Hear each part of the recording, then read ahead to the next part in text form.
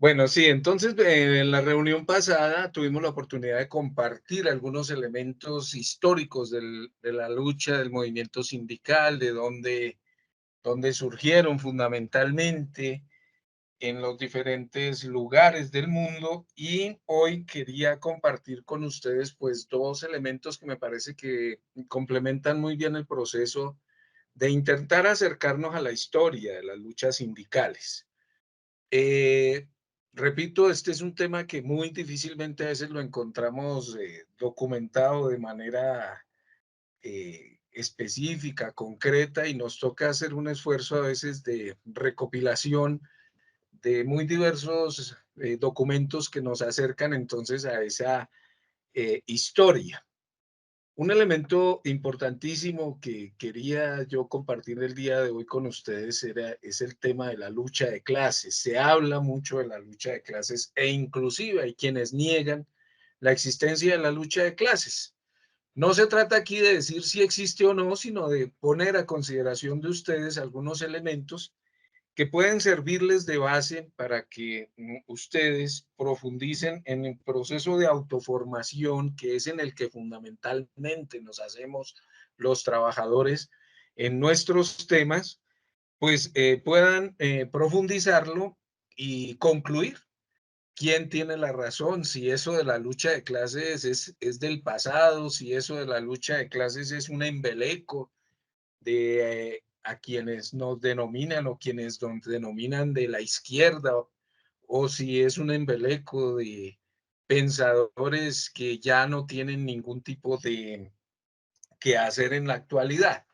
Yo pues quiero hacer ese ejercicio de traer elementos que podrían, repito, convertirse en ventanas de apertura a esa discusión, porque me parece que hace parte de los elementos de los que en el movimiento sindical en los últimos tiempos ha adolecido la discusión política, la discusión ideológica, que a veces asumimos como un error o lo asumimos como algo que nos distrae de nuestros objetivos, y por el contrario considero yo que el análisis de la política, el análisis de la ideología, el análisis del pensamiento debe ser parte fundamental de la agenda de nuestro accionar, porque insisto, quien no sabe para dónde va, pues cualquier bus le sirve. Y esa es una frase que siempre me la irán a oír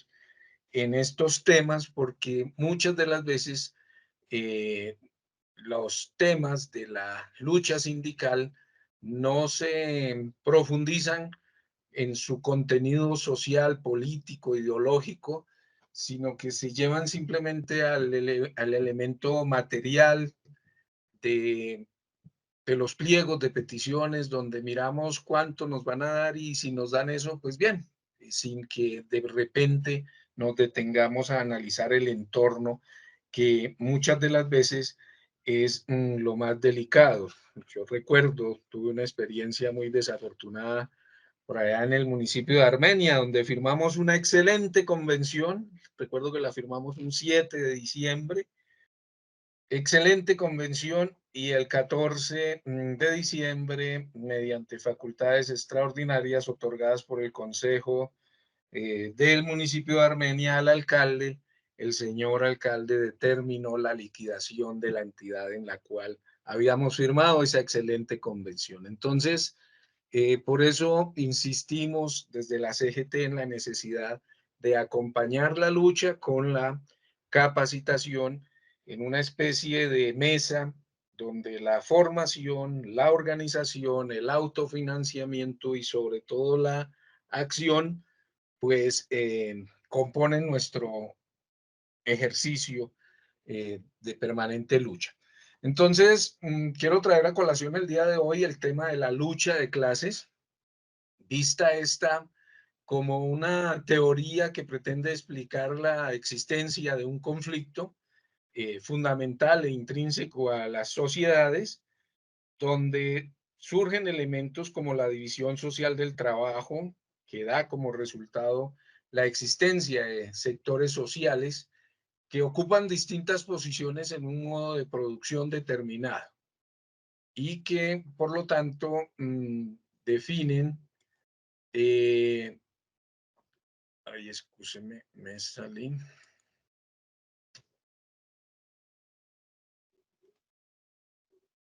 escúcheme un segundito que me...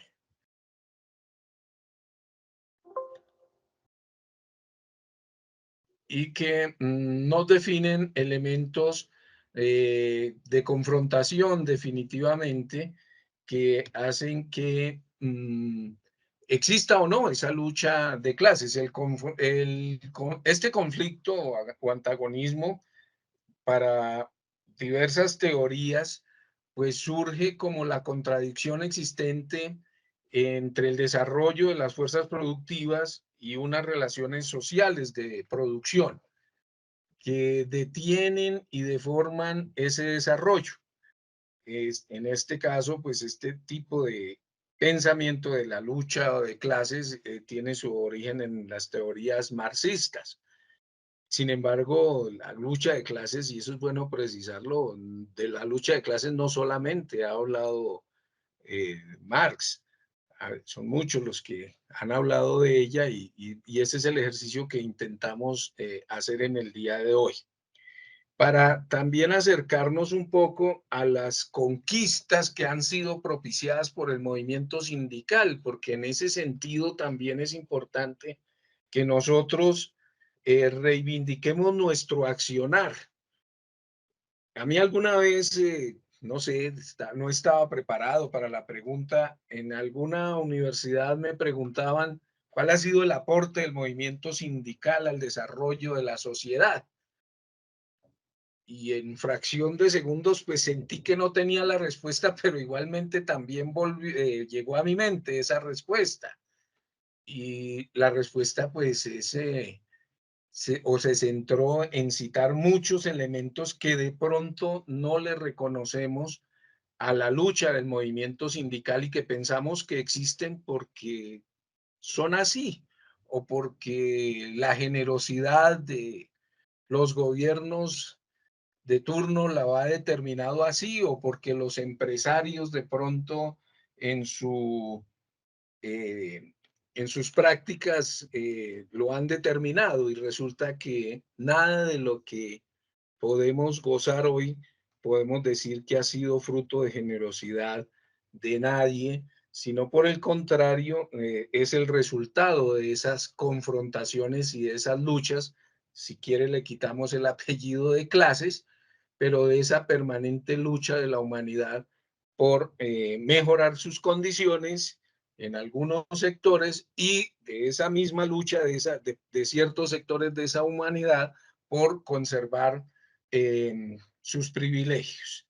En ese sentido, entonces, esa contradicción en el sistema capitalista, por lo menos según Marx, se expresa también en el agotamiento de entre, o el antagonismo, mejor, entre la producción social y la provisión privada del valor de lo producido, dando lugar, en este caso, pues a la explotación del trabajador. En las sociedades políticas, políticamente organizadas, el conflicto entre los intereses de diferentes sectores o clases sociales se expresa como eso, como el conflicto o la lucha de clases o el conflicto político.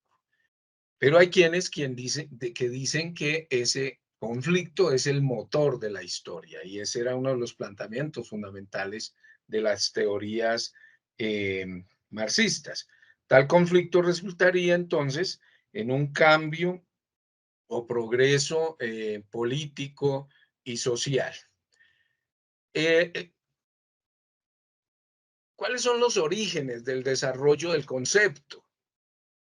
Y entonces podemos encontrar en Nicolás Maquiavelo, en su obra, o en varias de sus obras mejor, pero a quien distinguimos mejor por ser el autor de El Príncipe, Tomás Maquiavelo en sus diferentes estudios, porque no olvidemos que él era más que nada un estudioso de la sociedad que le tocó vivir en su momento. Y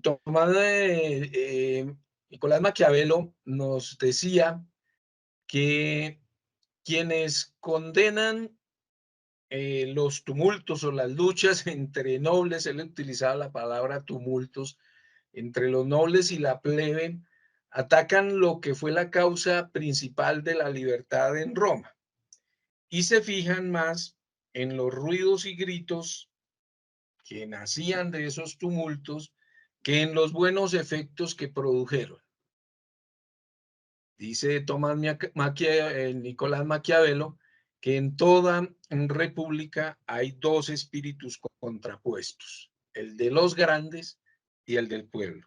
Y todas las leyes que se hacen en pro de la libertad nacen de la desunión de ambos. Entonces, él ya ubica en su momento histórico que le tocó vivir cómo la lucha de clases es algo que existe y está ahí y que se plasma en esos ejercicios, en esas discusiones entre los nobles y la plebe, como llama él, o lo que nosotros llamamos el pueblo, las clases populares. Juan Jacob Rousseau también nos trata de definir en un documento cuál es o en qué consiste o dónde se origina la lucha de clases.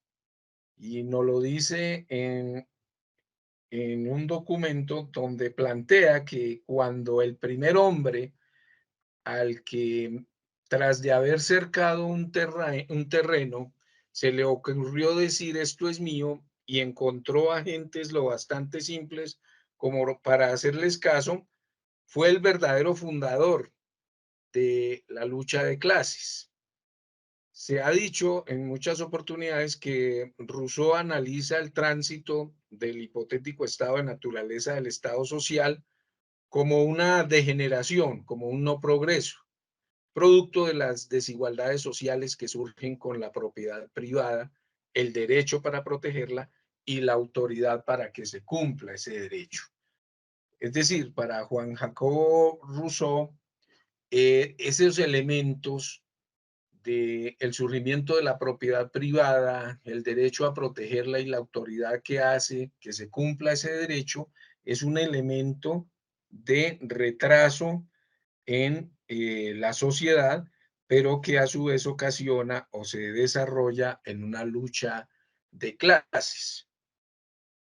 François Quesnay también nos ayuda a encontrar elementos de definición de la lucha de clase.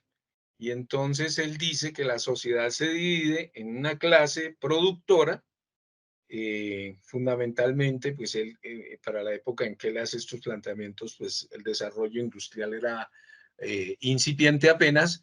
Dice que esas clase productora fundamentalmente se ubica en las actividades agrícolas y las clases no productivas o explotativas en las que ubica a los militares, a los académicos y los funcionarios públicos, los nobles y los privilegiados políticos.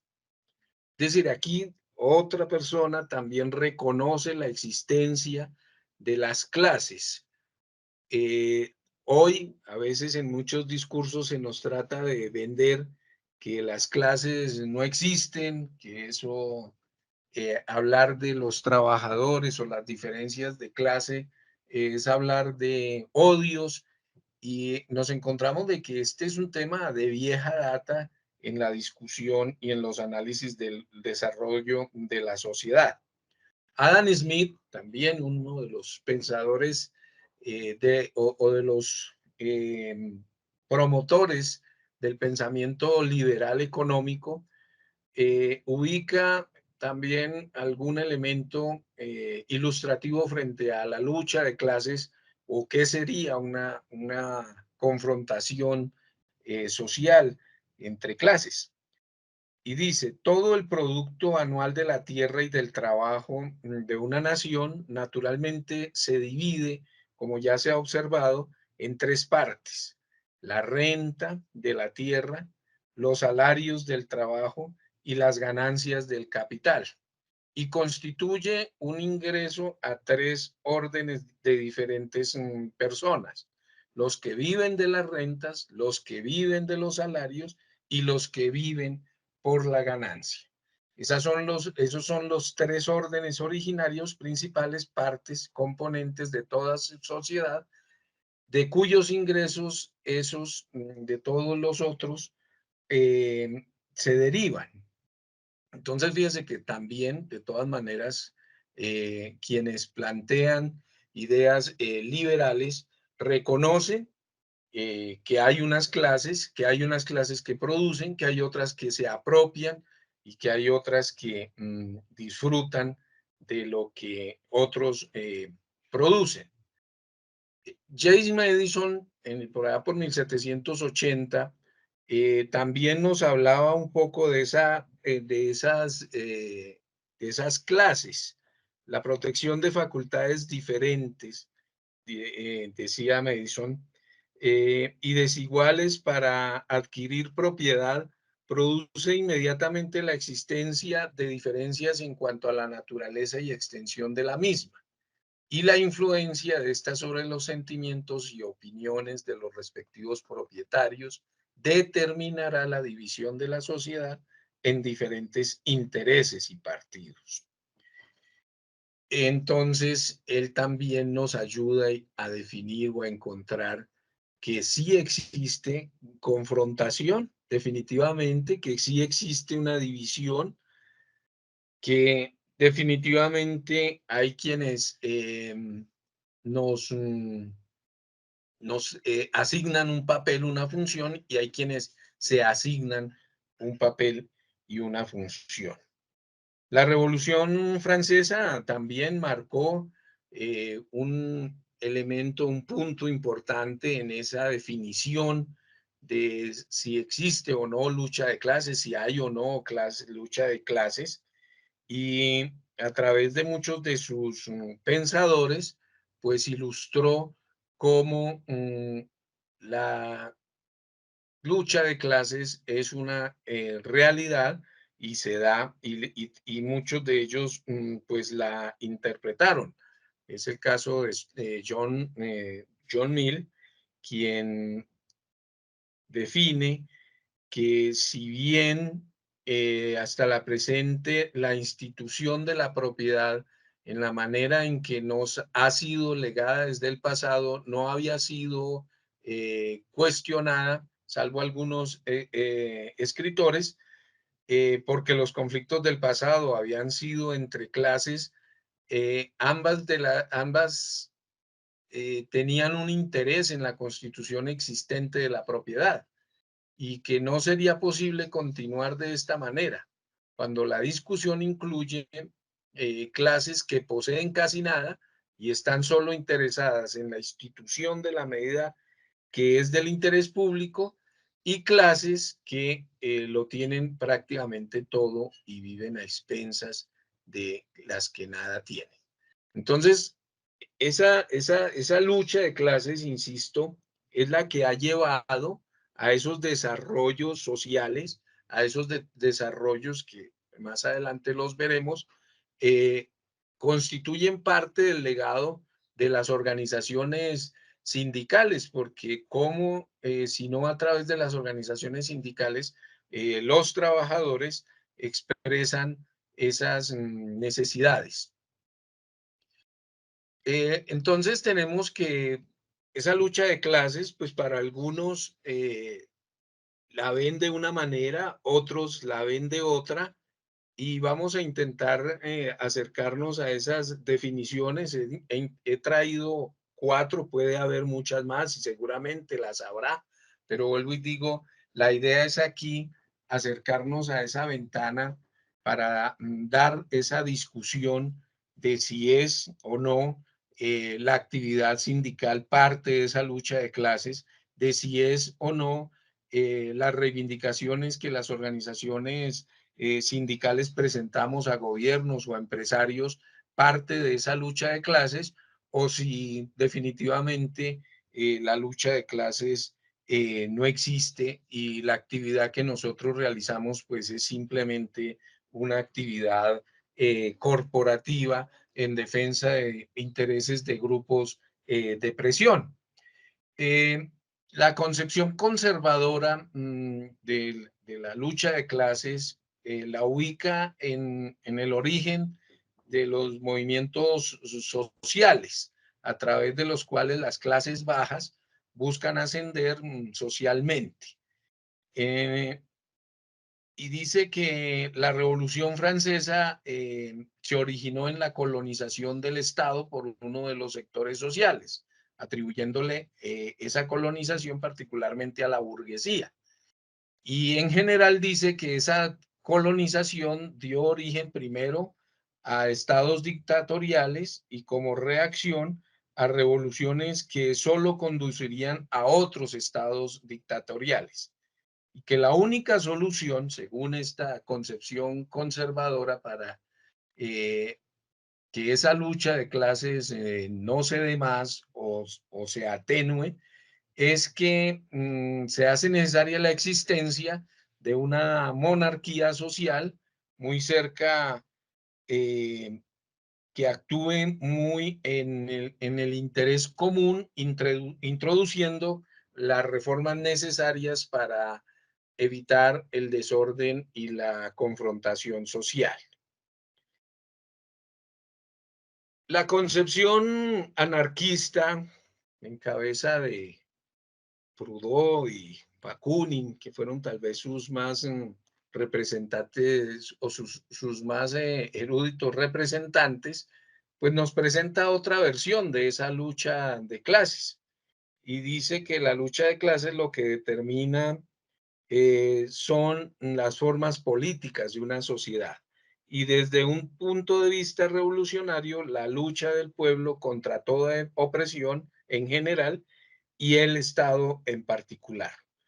Proudhon nos dice y nos sugiere que habiendo sido desde el principio la guerra y la desigualdad de fortunas, la condición de los pueblos, la sociedad se divide naturalmente en cierto número de clases, guerreros o nobles, sacerdotes, propietarios, mercaderes, navegantes, industriales, actores sociales, que se apoderan o conquistan el poder a fin de dominar a otros.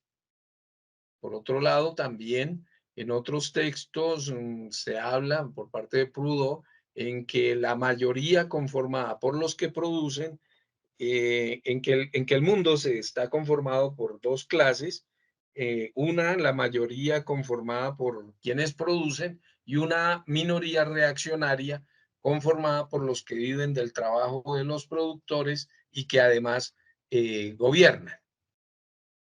Concluye Proudhon sus tesis frente a la lucha de clases, que se puede observar que basta principalmente, o se basa la lucha de clases principalmente en la lucha contra el poder político y que debe fundamentarse en la lucha contra el Estado. No olvidemos que el Proudhon es uno de los fundamentales pensadores del anarquismo y que si se elimina o sea, el Estado, se habrá eliminado el mecanismo que perpetúa la opresión y la explotación. Los marxistas, por su lado, obviamente, con Carlos Marx y Engels, Hegel y todos estos a la cabeza, plantean que la lucha de clases se origina en que una clase denominada burguesía domina, son los propietarios de los medios de producción y los patrones de los asalariados, y que el proletariado es la clase asalariada, no propietaria de medios de producción, que se ven obligados a vender su fuerza laboral para subsistir y que ese ejercicio, esa confrontación o que en ese ejercicio se da una confrontación donde pues la burguesía es la clase de los capitalistas, son los propietarios, mientras que los trabajadores pues tienen tan solo su fuerza de trabajo. dice Marx que el fin de la lucha de clases se producirá solo cuando las clases dejen de existir. Y como él mismo lo plantea en su carta a Wayne Meyer, pues le dice que efectivamente esa lucha de clases solo tendrá fin una vez las clases sociales desaparezcan. Obviamente, quienes eh, niegan la existencia de la lucha de clases, pues también fundamentan sus criterios en elementos como el ejercicio planteado por Ludwig von Mises, el economista austriaco, quien nos dice que si se quiere aplicar el término de lucha a los esfuerzos que hacen las personas que se enfrentan en el mercado para asegurarse el mejor precio posible en ciertas condiciones, entonces la economía es un teatro de lucha permanente de todos contra todos y no una lucha de clases. Von Mises niega entonces la existencia de la lucha de clases y dice que lo que ha podido agrupar a los trabajadores con fines de acción común contra la clase burguesa es la teoría de la oposición infranqueable de los intereses de clases. Lo que ha hecho una realidad de lucha de clases es la conciencia creada por la ideología marxista. Von Mises entonces niega la existencia de la lucha de clases y que esto simplemente se debe a un proceso de ideologización de las luchas de las clases populares, particularmente de los trabajadores.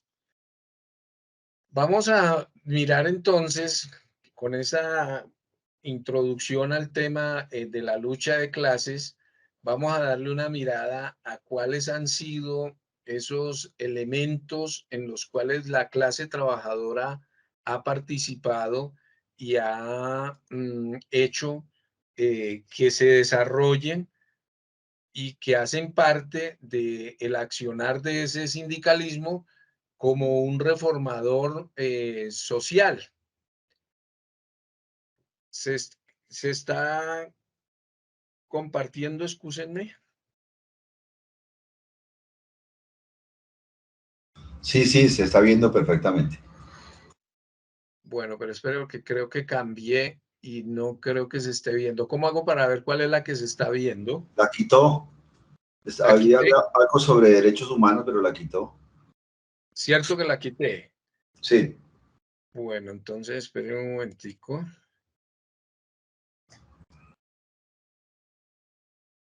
Y vuelvo a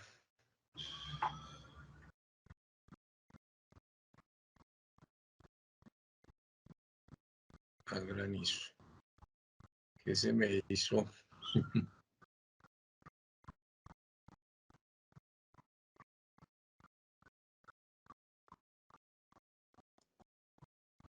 ¿Ahí se está viendo o no? No. Señor.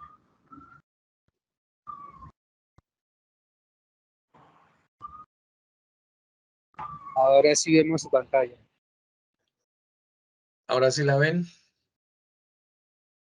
Vemos su pantalla, profe. Ven mi pantalla, pero no la presentación. No, está en el... Ahora sí vemos... Bueno, estamos viendo su pantalla. Sí, con el Teams. Bueno, pero ¿cómo hago otra vez para que Entonces proyecte en su pantalla o abra la presentación. Es que es lo que no me deja. Creo que lo primero es que usted proyecte en su pantalla la presentación. Sí. Luego abra el Teams y ahí haga el procedimiento de compartir. Ahí está. Ahí se está viendo. Perfecto. Sí, señor.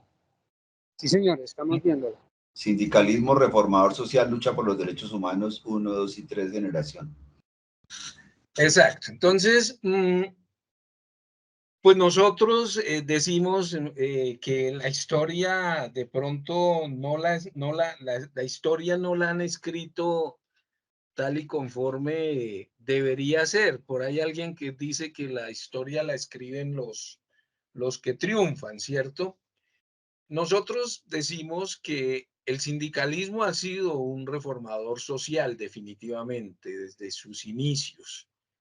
Y esas reformas sociales han sido o han tenido como resultado todo lo que denominamos el paquete de los derechos humanos.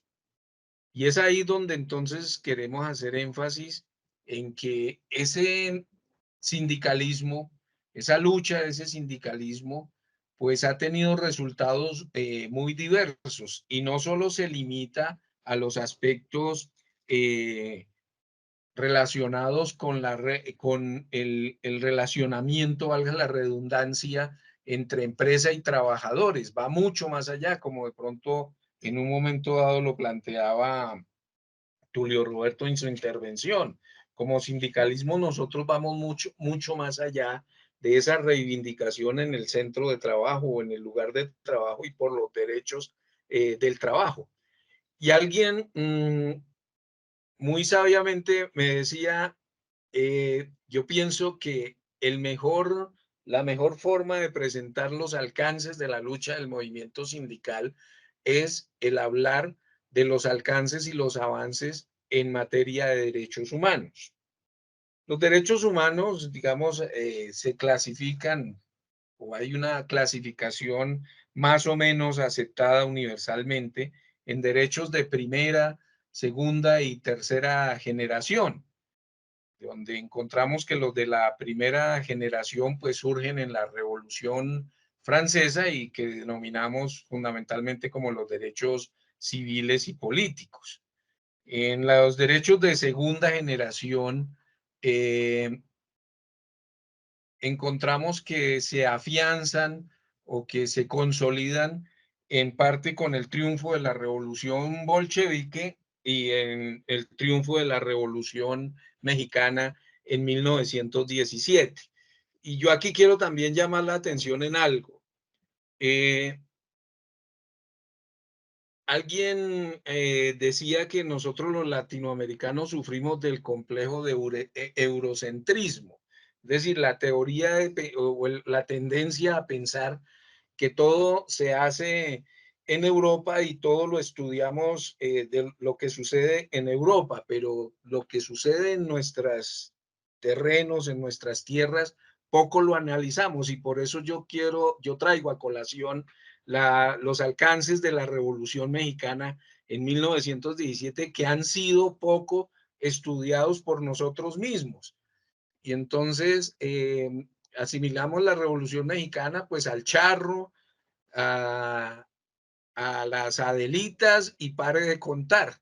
Cuando si profundizamos esa revolución fue tan importante o quizás y aportó, podría uno decir, inclusive más elementos de avance social, si se quiere, que la propia revolución bolchevique.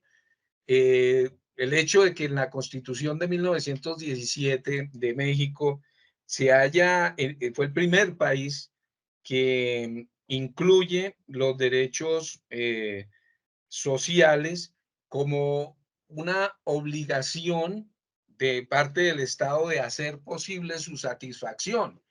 Ese es un elemento sumamente importante que nosotros pues deberíamos dedicar parte de nuestro estudio y parte de nuestro tiempo para analizar cómo esa revolución significó un aporte importantísimo en esos avances. La tercera generación o los derechos de tercera generación entendidos como aquellos garantizan eh,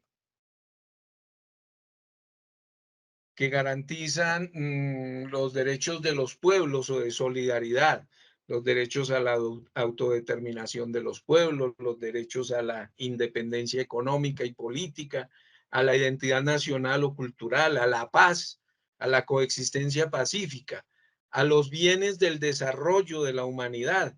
Es también lo que se denomina como elementos constitutivos de los derechos humanos de tercera generación. Y en la lucha por todos estos derechos, tenemos que reconocer que ha estado el movimiento sindical. Es decir, a estos procesos, el movimiento sindical no ha estado ajeno.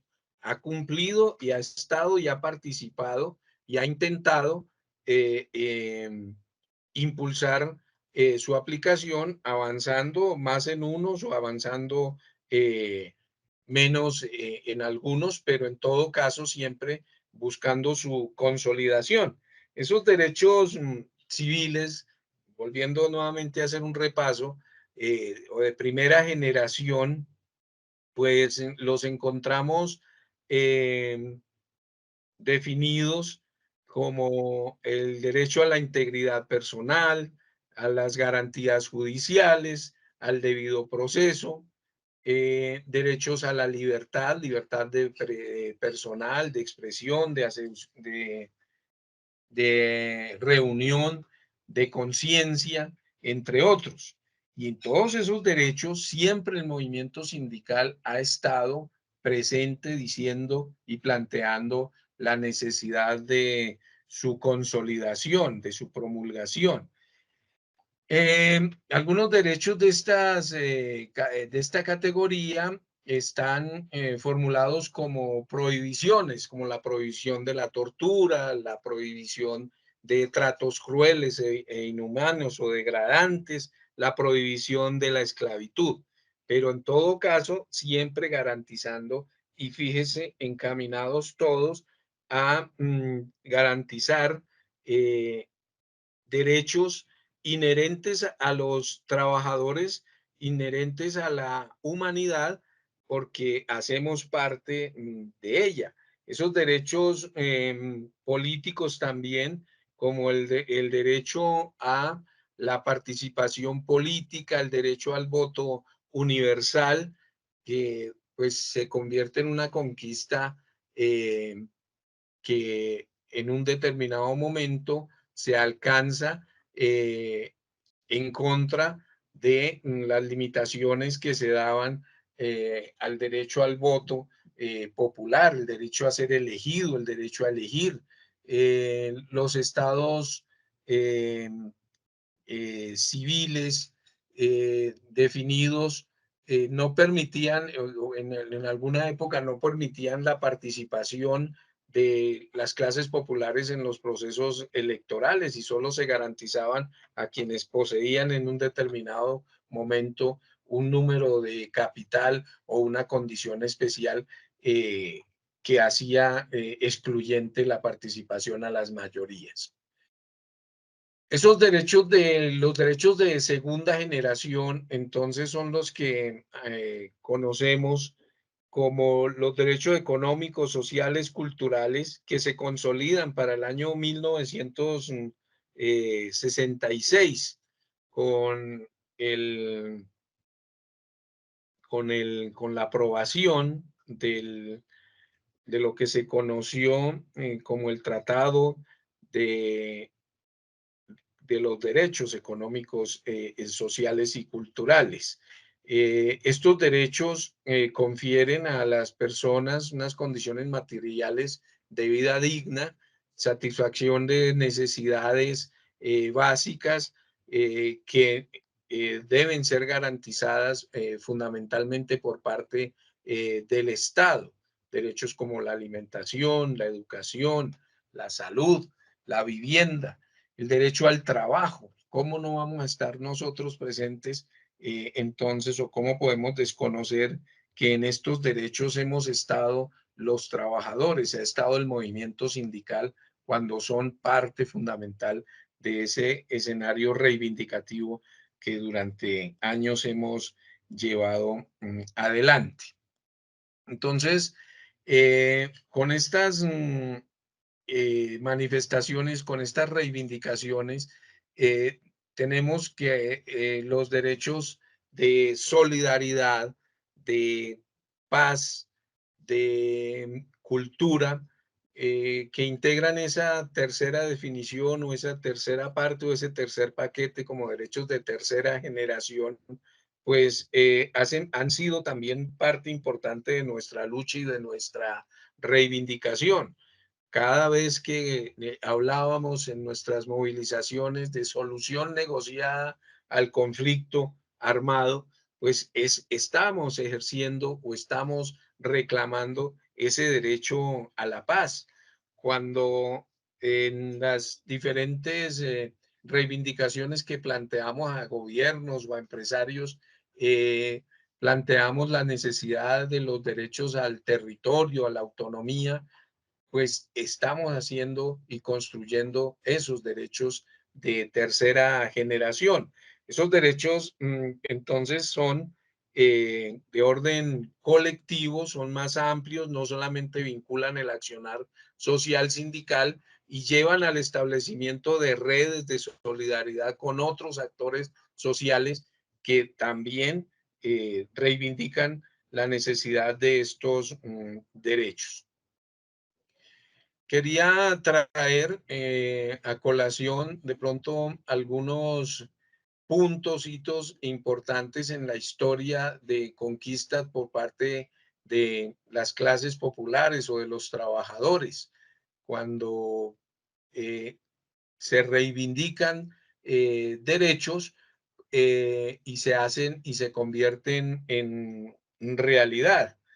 Eh, para 1791 encontramos como Mary Wollstonecraft, yo la verdad en este alemán mío no es muy bueno, pero lo que destacamos de ella es que ella reivindica la declaración o hace posible la declaración de los derechos de la mujer y la ciudadana, así como se habló en su momento de los derechos del hombre y el ciudadano en el desarrollo de la Revolución Francesa. Pues Mari nos lleva a hablar también de los derechos de la mujer y de la ciudadana.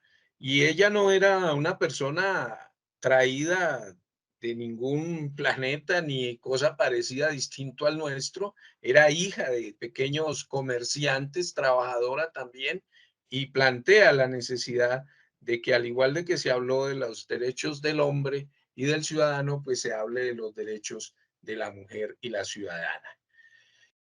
En 1794, la abolición de la esclavitud en las colonias francesas se hace una realidad y encontramos entonces aquí otra expresión de la lucha de los trabajadores por sus derechos.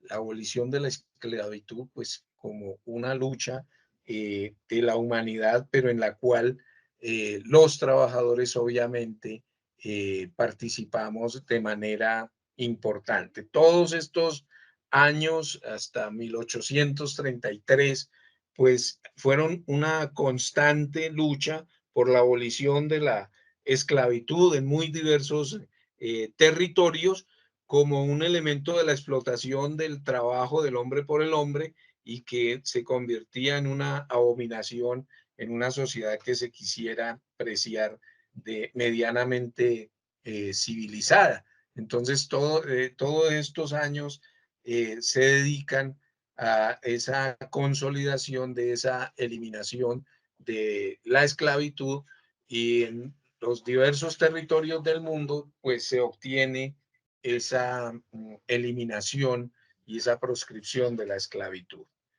1848, Marx y Engels hacen un aporte a la lucha de los trabajadores con el manifiesto comunista, donde finalmente plantean la necesidad de la unidad de los trabajadores en torno a sus luchas y la necesidad de organizarse en, en en búsqueda de condiciones de igualdad y de justicia.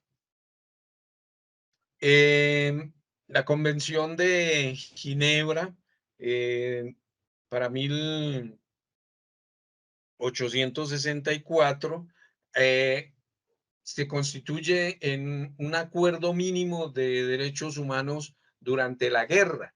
Indudablemente las guerras constituyen un lastre para la humanidad, y aquí encontramos el primer indicio de humanización, si cabe la palabra, de humanizar la guerra dentro de lo salvaje y de lo inhumana que es la guerra, y donde nosotros también como trabajadores hemos sido partícipes de manera directa y de manera indirecta. Directa porque muchos de los ejércitos pues los conforman esas clases populares, esos trabajadores, esos hijos de trabajadores, y de manera indirecta porque ha sido permanente nuestro rechazo a las diferentes situaciones de guerra en el mundo. Hoy, en la actualidad, se moviliza la clase trabajadora, se movilizan los trabajadores en torno a la guerra de Israel contra el pueblo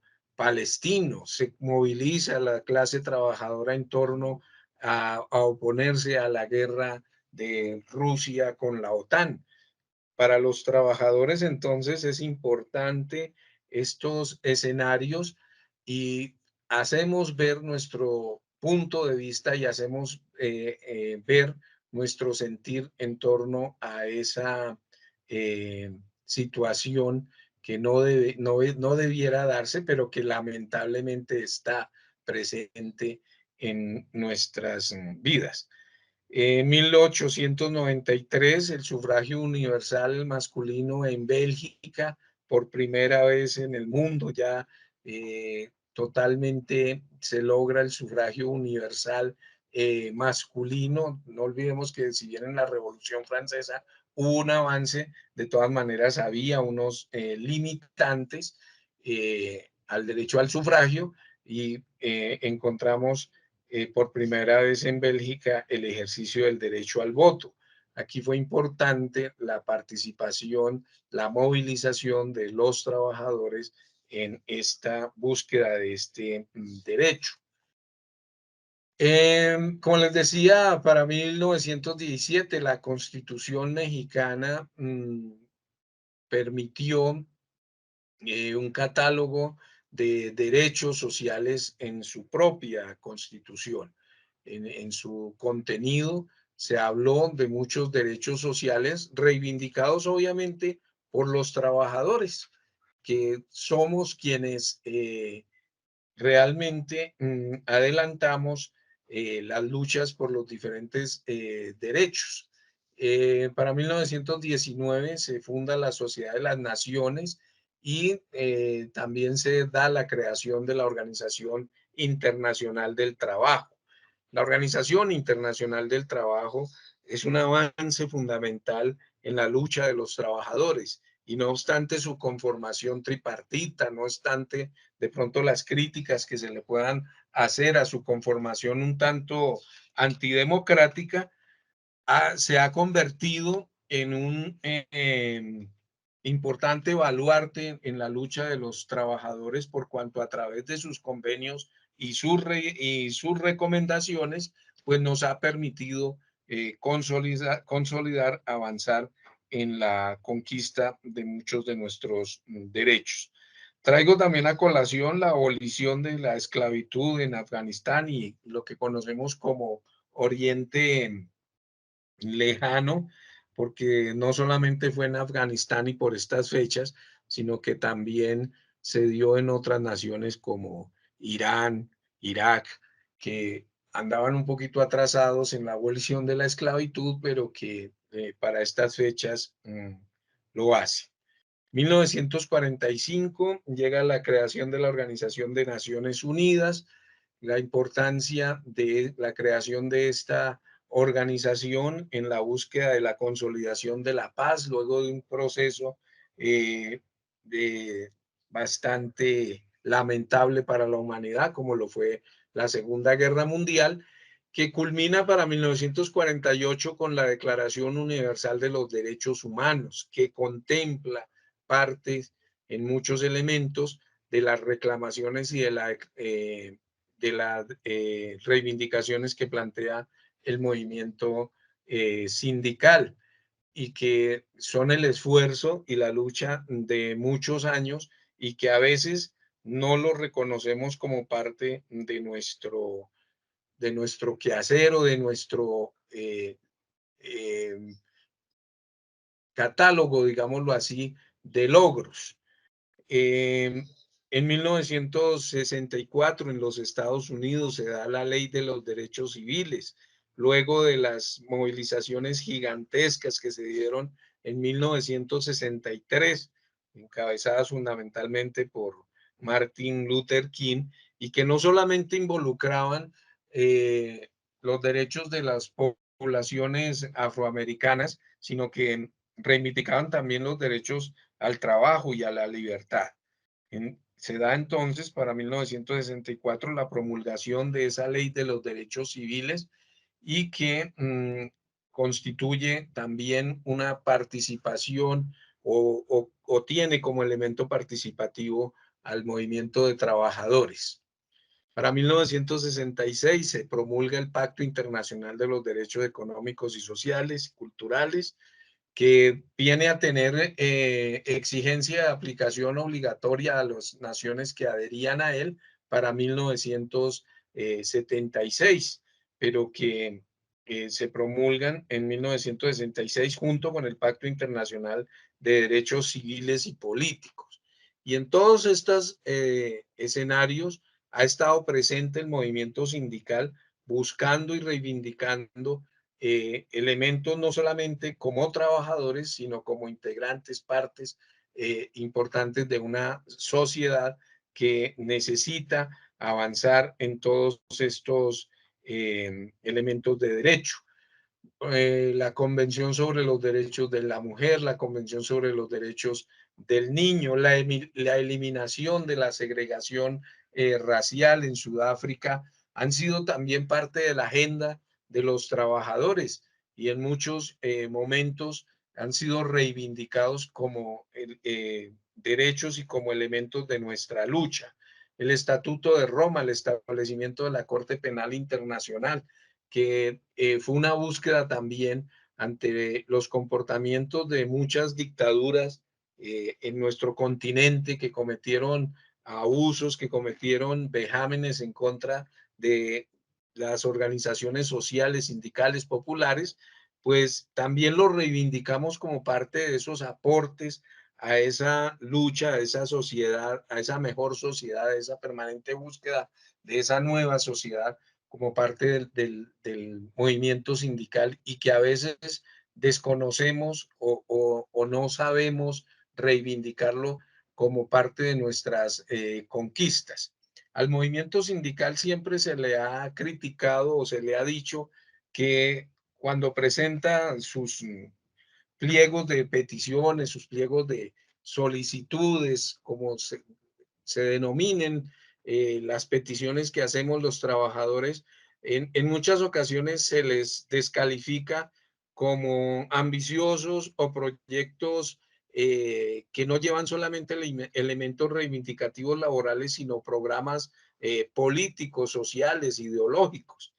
Y es una crítica que el sistema ha sido eficaz en hacerla para segmentar y dividir la lucha de los trabajadores. Los trabajadores no podemos concebir nuestra lucha solamente en el plano económico o de la estabilidad laboral. Nosotros tenemos que ampliar el espectro de lucha a otros escenarios porque definitivamente el avance que podamos tener en esas luchas económicas o en esas luchas laborales, pues se vería muy limitado si no avanzamos en otro tipo de luchas que también son importantes para nuestra actividad. Es en ese sentido que entonces cuando a nosotros nos dicen cuál ha sido el aporte del movimiento sindical a la sociedad, pues tenemos que decir que ha sido mucho, que instituciones como el SENA, que instituciones como el ICBF, que instituciones ya desaparecidas de pronto como el Instituto de Crédito Territorial y otras que cumplían una función social, son y fueron el resultado de nuestra lucha, de nuestra gestión. Uno de los ejemplos más bonitos lo constituye el tema, el cómo surge el Servicio Nacional de Aprendizaje.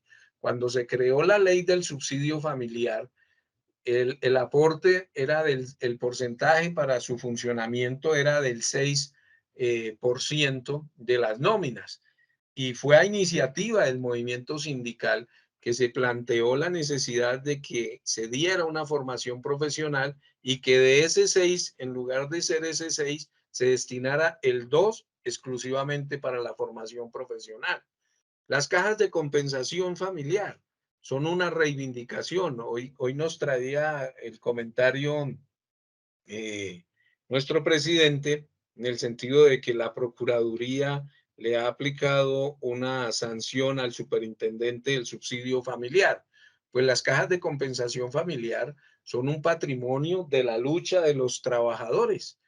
La necesidad de generar entidades que de una u otra manera ayuden a satisfacer ciertas y determinadas necesidades de los trabajadores, pues surgen este tipo de entidades. El Instituto Colombiano de Seguros Sociales no surge de la benevolencia del gobierno de Mariano Ospina Pérez, como lo encontramos en algunos documentos de historia de nuestro país. No, surge de la reclamación de los trabajadores, de la exigencia de los trabajadores de que exista un sistema que garantice a los trabajadores una salud en su trabajo, una salud en general suya y de su núcleo familiar y una pensión mínima al momento de cumplir una edad de jubilación.